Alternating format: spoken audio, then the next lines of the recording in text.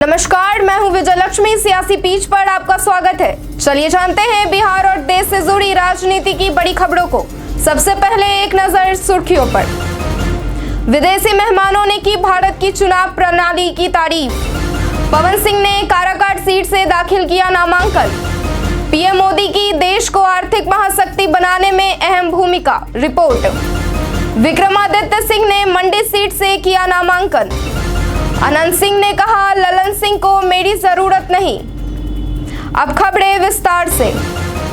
प्रशांत किशोर ने नीतीश कुमार पर लगाया आरोप, कहा ये लाभ की राजनीति करते हैं। जन स्वराज पदयात्रा के सूत्रधार प्रशांत किशोर ने अपनी प्रतिक्रिया देते हुए कहा कि एक बात ये स्पष्ट हो रही है कि नीतीश कुमार जाति की राजनीति करते हैं। नीतीश कुमार जो दलितों और पिछड़ों की राजनीति करने का दावा करते हैं, वो समाज के सामने बिल्कुल नंगे हो गए हैं। जब आपको वोट का लाभ दिखता है तब आप गरीब, पिछड़ा और दलित सबको भूल जाते हैं। ये जो दलितों की राजनीति है वो सिर्फ अपने लाभ तक है और ये अपने परिवार और वोट तक ही सीमित रह जाती है। बात व्यक्ति विशेष की नहीं, बिहार की जनता देखेगी कि आगे ये और बढ़ेगा और भी लोग इस तरीके की चीजों का डिमांड करेंगे। पीएम मोदी की देश को आर्थिक महाशक्ति बनाने में अहम भूमिका, रिपोर्ट। भारत 21वीं सदी की आर्थिक महाशक्ति बनने की ओर अग्रसर है। भारत निवेशकों और आपूर्ति श्रृंखला के जोखिमों को कम करने के लिए चीन के विकल्प के तौर पर उभरा है। प्रधानमंत्री नरेंद्र मोदी, उद्योगपति मुकेश अंबानी और गौतम अडानी देश को आर्थिक महाशक्ति बनाने में एक अहम भूमिका निभा रहे हैं। यह दावा CNN की एक रिपोर्ट में किया गया है। इस रिपोर्ट में कहा गया है कि विकास को बढ़ावा देने के लिए मोदी सरकार ने बड़े पैमाने पर बुनियादी ढांचे में बदलाव शुरू किया है। भारत डिजिटल कनेक्टिविटी को भी काफी बढ़ावा दे रहा है। हिंदुओं की घटती आबादी को लेकर गिरिराज सिंह ने कांग्रेस पर साधा निशाना। देश में हिंदुओं की घटती और मुस्लिमों की बढ़ती आबादी को लेकर प्रधानमंत्री के आर्थिक सलाहकार परिषद की रिपोर्ट पर जमकर सियासी बयानबाजी हो रही है। बीजेपी के फायर ब्रांड नेता गिरिराज सिंह ने कहा है कि कांग्रेसियों ने देश को धर्मशाला बना दिया है। साथ ही उन्होंने ये भी कहा है कि वे भारत को इस्लामिक स्टेट बनाना चाहते हैं। वहीं बिहार में नेता प्रतिपक्ष तेजस्वी यादव ने इस रिपोर्ट को देश की जनता को भ्रम में डालने वाला और नफरत फैलाने वाला करार दिया है। ईवीएम को लेकर भाजपा पर भड़की मायावती। बहुजन समाज पार्टी प्रमुख मायावती ने अपने भतीजे आकाश आनंद के खिलाफ एक्शन लेने के ठीक बाद भाजपा को खड़ी खोटी सुनाई है। मायावती ने ईवीएम को लेकर सवाल खड़ा किया और कहा कि देश में स्वतंत्र एवं निष्पक्ष चुनाव होने पर सत्तारूढ़ भारतीय जनता पार्टी का फिर से सत्ता में आना मुश्किल होगा। महाराष्ट्र और बिहार पर बीजेपी की है पैनी नजर। भारतीय जनता पार्टी ने महाराष्ट्र और बिहार में प्रधानमंत्री नरेंद्र मोदी के प्रचार अभियान को तेज कर दिया है। ये दोनों राज्य मिलकर लोकसभा में 98 सांसद भेजते हैं। दोनों राज्यों में बीजेपी सत्तारूढ़ गठबंधन का हिस्सा है। यहाँ पीएम मोदी उन सीटों पर भी आक्रामक रूप से प्रचार कर रहे हैं जहाँ बीजेपी के सहयोगी चुनाव लड़ रहे हैं। पीएम मोदी ने अब तक महाराष्ट्र में 14 रैलियां की, वहीं बिहार में पीएम मोदी अब तक 6 रैलियां कर चुके हैं। कमलनाथ ने बीजेपी पर साधा निशाना, बीजेपी को कहा गुमराह पार्टी। मध्य प्रदेश के पूर्व मुख्यमंत्री कमलनाथ ने बीजेपी को गुमराह पार्टी बताते हुए कहा कि बीजेपी की विभिन्न वर्गों के लिए न तो कोई नीति है और न ही नियत। कमलनाथ ने गुरुवार को एक्स पर लिखा, बीजेपी का नेतृत्व देश के किसान, नौजवान, महिलाओं, सरकारी कर्मचारी, दलित, पिछड़े, आदिवासी, अल्पसंख्यक या किसी वर्ग के बारे में कोई भी नीति या नियत स्पष्ट नहीं कर पा रहा है। ऐसी गुमराह पार्टी से देश की रक्षा करने के लिए भारत के नागरिक तैयार हैं। नागरिकता संशोधन को लेकर अमित शाह ने कांग्रेस पर किया तीखा हमला। नागरिकता संशोधन कानून को लेकर अमित शाह ने कांग्रेस और सपा पर तीखा हमला बोलते हुए कहा है कि अरे राहुल बाबा, आप तो क्या आपकी नानी भी ऊपर से वापस आ जाए, सीएए को नहीं हटा पाएंगी। साथ ही उन्होंने यह भी कहा कि मतदाताओं ने गलती की तो राम मंदिर में बाबरी नाम का ताला लग जाएगा। अमेठी में प्रियंका गांधी ने संभाला मोर्चा। कांग्रेस के लिए उत्तर प्रदेश में गढ़ माने जाने वाले अमेठी सीट को वापस जीतना इस बार बड़ी चुनौती है।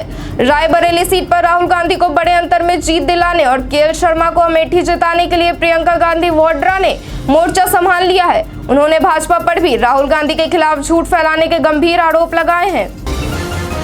अरविंद केजरीवाल के खिलाफ ईडी ने उठाया बड़ा कदम।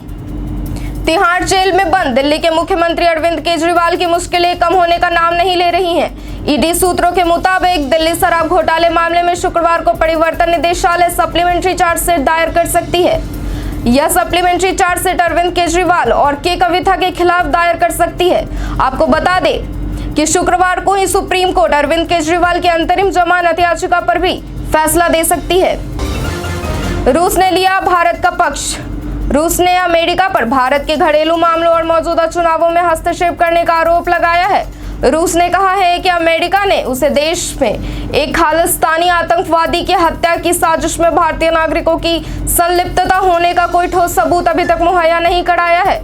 अमेरिकी संघीय अभियोजकों ने भारतीय नागरिक निखिल गुप्ता पर गुरपतवंत सिंह पन्नू की हत्या की नाकाम साजिश में एक भारतीय सरकारी कर्मचारी के साथ मिलकर काम करने का पिछले साल नवंबर में आरोप लगाया था। अजीत पवार ने खेला इमोशनल कार्ड। महाराष्ट्र के उप मुख्यमंत्री अजीत पवार ने गुरुवार को एक बड़ा बयान दे दिया है। उन्होंने कहा वो सपा प्रमुख शरद पवार के बेटे नहीं हैं, इसलिए उन्हें राजनीतिक अवसर नहीं मिला। चाचा शरद पवार की उम्र पर टिप्पणी करते हुए कहा कि 80 साल की उम्र के बाद नए लोगों को मौका मिलना चाहिए। राहुल गांधी ने मोदी पर किया पलटवार। राहुल गांधी ने प्रधानमंत्री मोदी की उस टिप्पणी पर पलटवार किया है जिसमें पीएम ने कहा था कि राहुल गांधी ने हमलों में आडवाणी और अंबानी का नाम लेना क्यों बंद कर दिया, क्या उन्हें इसके बदले उन उद्योगपतियों से पैसा मिला है। प्रधानमंत्री पर निशाना साधते हुए राहुल गांधी ने कहा कि क्या मोदी उद्योगपतियों द्वारा भेजे जा रहे पैसों के बारे में अपने व्यक्तिगत अनुभव के आधार पर बोल रहे हैं। नवनीत राणा ने किया ओवैसी ब्रदर्स पर हमला।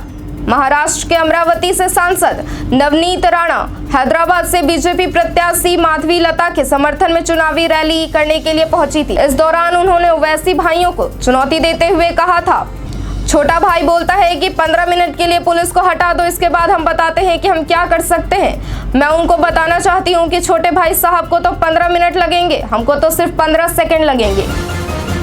शरद पवार ने बीजेपी के हार का किया दावा। महाराष्ट्र की 3 चरणों का चुनाव संपन्न हो चुका है, अब 2 फेज का चुनाव बाकी है। लोकसभा चुनाव के बीच हर पार्टी और उससे जुड़े नेता जीत का दावा कर रहे हैं। चौथे चरण के चुनाव प्रचार के बीच शरद पवार देश में पहले, दूसरे और तीसरे चरण का मतदान प्रधानमंत्री मोदी को परेशान करने वाला है। मेरा मानना है कि बीजेपी नेताओं को यह एहसास हो रहा होगा कि जैसे जैसे चुनाव का दौर जारी है उनकी स्थिति संकट में जा रही है। खंडवा में कांग्रेस पर जमकर बरसे शिवराज सिंह चौहान। मध्य प्रदेश में इन दिनों लोकसभा चुनाव को लेकर राजनीतिक पार्टियों के नेताओं पर एक दूसरे पर आरोप प्रत्यारोप का सिलसिला जारी है। पहले, दूसरे और तीसरे चरण के चुनावों के बाद चौथे चरण के चुनाव के लिए प्रचार प्रसार जारी है। इसी सिलसिले में प्रदेश के पूर्व मुख्यमंत्री और भाजपा प्रत्याशी शिवराज सिंह चौहान आज खंडवा पहुंचे। मीडिया से बातचीत के दौरान उन्होंने कहा कि कांग्रेस के नेता भारत की जड़ों से कटे हुए हैं, हम सब भारत के लाल हैं, यहाँ भेदभाव का कोई सवाल नहीं। मुकेश सहनी ने कहा, चुनावों में मुद्दा रोजगार का होना चाहिए, धर्म का नहीं। बिहार में लोकसभा चुनाव के चौथे चरण के मतदान के लिए प्रचार प्रसार तेज हो चुका है। इसी क्रम में विकासशील इंसान पार्टी के सुप्रीमो मुकेश सहनी लगातार गठबंधन के पक्ष में वोट मांग रहे हैं। मीडिया से मुखातिब होते हुए उन्होंने कहा कि हम लोग जॉब शॉप करते हैं, आगे भी बिहार के चुनावों के लिए रोजगार बढ़ाने पर काम करते रहेंगे, पलायन रोकने के लिए हम लोग ज्यादा चिंतित है। मुकेश सहनी ने कहा, अभी चुनाव का समय है, इसलिए चुनावी मुद्दों पर बात होनी चाहिए, धर्म और जात पात पर बात करने के लिए यह सही समय नहीं है। पवन सिंह ने काराकाट सीट से दाखिल किया नामांकन। भोजपुरी के पावर स्टार पवन सिंह ने गुरुवार 9 मई को काराकाट लोकसभा सीट से चुनाव लड़ने के लिए निर्दलीय नामांकन दाखिल किया। उनके नामांकन से एनडीए के उम्मीदवार उपेंद्र कुशवाहा की टेंशन बढ़ गई है, क्योंकि बीच में सांसद मनोज तिवारी का बयान आया था कि वह पवन सिंह से बात करेंगे। हालांकि बातचीत हुई या नहीं, लेकिन नामांकन दाखिल कर पवन सिंह ने अपने तेवर दिखा दिए हैं। नितिन गडकरी ने बेगूसराय में पुल निर्माण का किया वादा। नितिन गडकरी ने बेगूसराय में चुनावी सभा को संबोधित किया। इस दौरान उन्होंने कहा कि कोई माई का लाल यह नहीं कह सकता है कि नितिन गडकरी ने यह घोषणा की और उसे पूरा नहीं किया। उन्होंने कहा कि चुनाव के बाद गंगा नदी पर सामू मटिहानी पुल का निर्माण कार्य शुरू हो जाएगा। गडकरी ने यह भी कहा कि पुल का निर्माण गिरिराज सिंह के आग्रह पर होगा। अनंत सिंह ने कहा, ललन सिंह को मेरी जरूरत नहीं। लोकसभा चुनाव के बीच 15 दिनों के पैरोल पर जेल से बाहर आए मोकामा के पूर्व बाहुबली विधायक अनंत सिंह ने अपने बयान से बिहार की सियासत को एक नई गर्माहट दे दी है। कहा जा रहा है कि मुंगेर में जेडीयू उम्मीदवार ललन सिंह को चुनाव में लाभ पहुंचाने के लिए अनंत सिंह जेल से बाहर आए हैं। हालांकि अनंत सिंह ने ऐसी किसी भी बात से इनकार किया है और कहा है कि ललन सिंह को उनकी जरूरत नहीं है, वे चुनाव जीतने में खुद सक्षम है। विदेशी मेहमानों ने की भारत की चुनाव प्रणाली की तारीफ। भारत में हो रहे लोकसभा चुनाव की प्रणाली को समझने के लिए आए विदेशी मेहमानों ने निर्वाचन कार्य प्रणाली की सराहना की। 5 मई से भोपाल आए फिलीपींस और श्रीलंका के अंतर्राष्ट्रीय प्रतिनिधि दल ने निर्वाचन सदन भोपाल में मुख्य निर्वाचन पदाधिकारी अनुपम राजन से मुलाकात की। निर्वाचन की प्रत्येक प्रक्रिया का अनुभव शेयर करते हुए कहा कि महात्मा गांधी जी के देश में लोकतंत्र यहाँ के लोगों के दिलों में जिंदा है। भारतीय चुनाव को एक पर्व की तरह मनाते हैं। हमने ऐसा उत्सवपूर्ण चुनाव कभी नहीं देखा। विक्रमादित्य सिंह ने मंडी सीट से किया नामांकन। हिमाचल प्रदेश के लोक निर्माण मंत्री एवं कांग्रेस उम्मीदवार विक्रमादित्य सिंह ने गुरुवार को मंडी लोकसभा सीट से अपना नामांकन पत्र दाखिल किया। मंडी लोकसभा सीट से सिंह का मुकाबला अभिनेत्री एवं भाजपा उम्मीदवार कंगना रनौत से है। यहां पर लोकसभा चुनाव 7वें चरण में 1 जून को मतदान होना है। आज के लिए बस इतना ही। अब बढ़ते हैं आज के सवाल की ओर। आज का सवाल है कि रायबरेली से राहुल गांधी के जीतने के आपके हिसाब से कितने चांसेस है? अपना जवाब हमें कमेंट बॉक्स में लिखकर जरूर बताएं। धन्यवाद।